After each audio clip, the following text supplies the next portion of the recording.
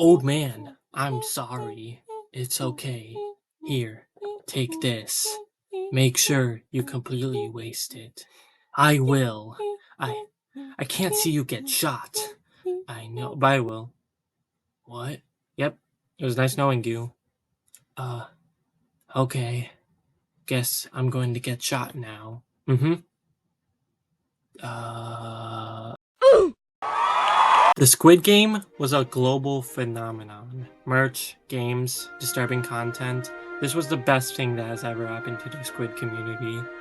Yet, it felt like the hype for season 2 was quite slow at first. The second season was announced in April 2022, and it was complete silence until the past year when we started to see some advertisements. Domino's did a collab, Duolingo did a collab, Squid soldiers were spotted in the Tottenham Liverpool Premier League game. For your next challenge, you'll be tasked with winning a game of football against a team you should be able to beat.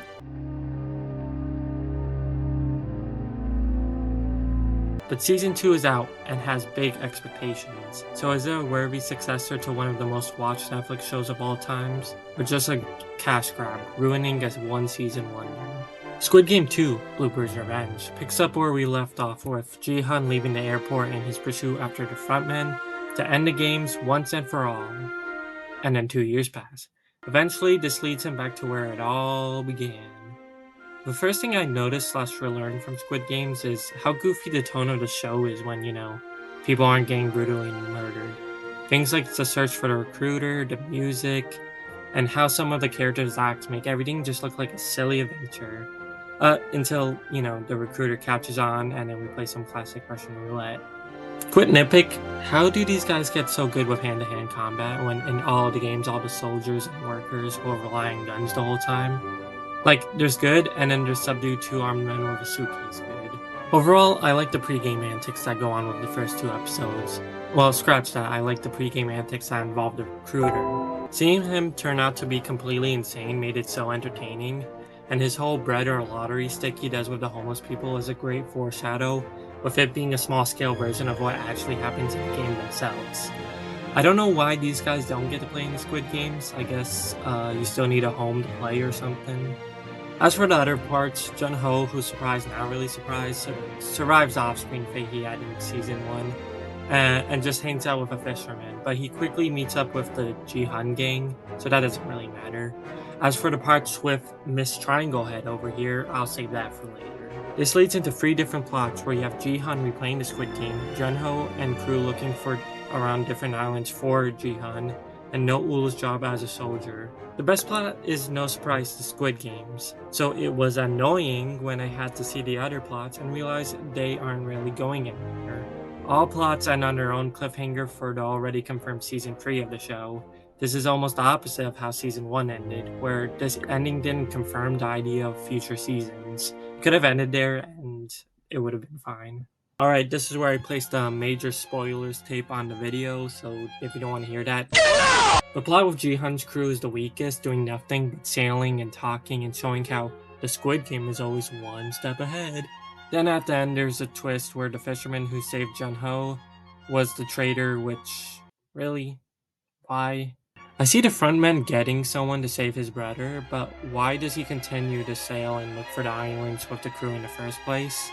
He could have just said no. It just feels like convenience so he could find out about the tracker and get rid of the other potential plot holes. My predictions is they find out and force him to take them to the actual island in season 3. Slightly better was the story of the soldier and her day-to-day antics. Can't believe the job market is so cooked that the only way you can be a soldier in a killing game tournament is through connections. I think it would have been better if we focused more on her dealing with the fact that the father of the child who she's raising money for is participating in the Squid Games. Instead, it's more secret organ harvest drama, and I kind of had my fill with that subplot in season 1. If anything, it just makes her actions questionable. Why is she so determined to finish the players off? I know that she wants to put them out of their misery, but if you're doing this to get money for someone who's sick, wouldn't you be more empathetic of letting some people live so they could get the organs for patients who need them? Don't think you want to kill the child because it will put her out of her misery as well, do you? After she gets trained to stop finishing players when they get knocked, the whole plot kind of just goes away, and when 246 is killed, we just have to wait to see if it was Noel who fired the shot. I'm pretty sure it was her, but I don't want it to be, because why would the show even hide it in the first place? I know so far I've been negative, but now we're into the meat of the show. Squid Game. The thing that takes the main stage of the whole show is the drama, even more than the games themselves, which I believe wasn't the case in season 1. So let's start with all the characters. The people you'll want to know are 390, Jihan's friend from season 1. He dies. I just wanted to say that because I want to point out the fact that season 2 really likes taking the small cast of characters that survived from season 1 and killing them off more. You got 120, she's a badass. 388 was cool despite the last episode. The mom and son duo players 333 and 222, 380, 125. All characters that I also liked. It felt like the relationships between all the players was more complex than in season 1. It takes a while for the main group of allies to form, and certain relationships between hit players are hidden from the rest of the crew. 230, aka Thanos, is a great new type of antagonist, but did they really need to get rid of him? I'm not saying 333 had to go, but maybe have 124 be the guy who attacked him and get killed off. Don't think the shock will make up for the lost potential of him not being in the show in the long run. The only characters I didn't like are 100, who's also antagonistic, but doesn't really stand out among the rest of those besides his longer screen time. And 40, who's similar to 247 in season 1, but more spirity. It's weird because they do something different with her every game. At first she seems like an ally, then it looks like she lost her faith in the second game, but by the end she has restored her faith and even has her own group of posse she's probably selling tickets to heaven to. But the best character dynamic in the whole season was between Jihan and 001, aka the frontman. Seeing 001 willing to go with Jihan's plan so far so it would fail at the very end just made his character that much better. The only thing was, I'm surprised Jihan wasn't a little suspicious of 001 considering the last 001 he played with also turned out to be connected to Squid Games. But overall, this cast definitely lives up to that of season 1. Maybe even more. I haven't really decided yet. But of course, you can't have Squid Games without the actual games, and there's only 3 of them.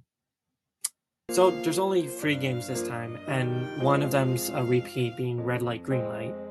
Between the 2 new games, I thought Mingo was a great game that could really fit in the first season, but Six-Legged Pentathlon was probably one of the worst games ever played in the show. There's so much wrong with it. It isn't fair because being last allows more time to study or practice. The soldiers stand in each station like my middle school club fair, and the fact contestants have to wait minutes between rounds in the actual show should probably indicate it's a pretty poorly set up game. We also have the special game fight like in season 1, but in this one it goes in a completely new direction.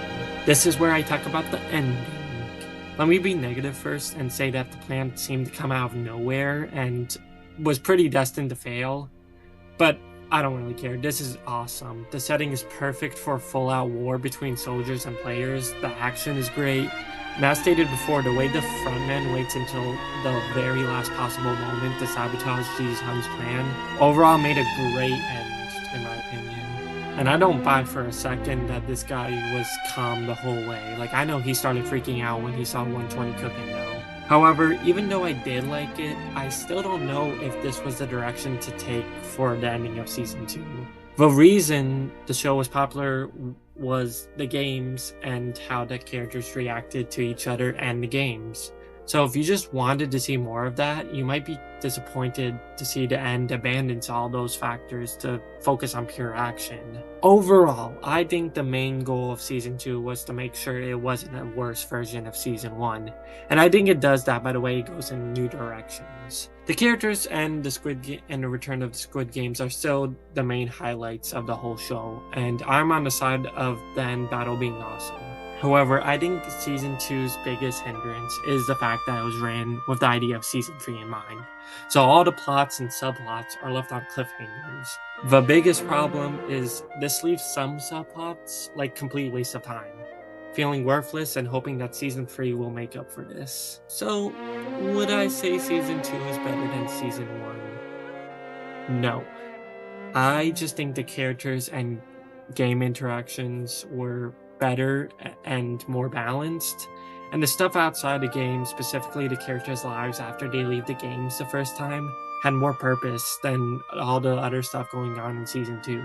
If the first season was an 8 out of 10, I would have season 2 at a 7 out of 10, maybe 6.5.